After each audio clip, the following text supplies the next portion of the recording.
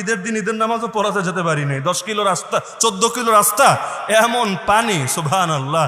মানে পানি পাড়ি দিয়ে ট্রাক পর্যন্ত রাজি হয় না, ট্রাক, যে ভাই তোমার টাকা যত লাগে দিব, খালি এটা পারি করে দিয়ে একটু নামাজটা ধরার ব্যবস্থা করো। না হুজুর, কয়দিন আগে এমন পানিতে নামিয়েছে, 40,000 টাকা লেগেছে আমার ট্রাক সারার জন্য, আপনি কত দিবেন? 500, 1000, 2000?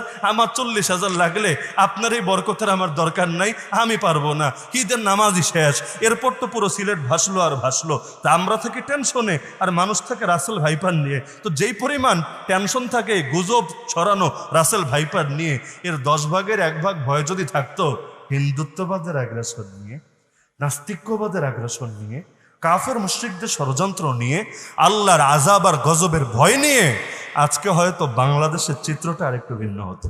আল্লাহ তাআলা আমাদের সবাইকে হকের উপর অটল এবং অবিচল থাকার তৌফিক দান করুন। আল্লাহ তাআলা আপনাদের নওজওয়ানদেরকে, যারা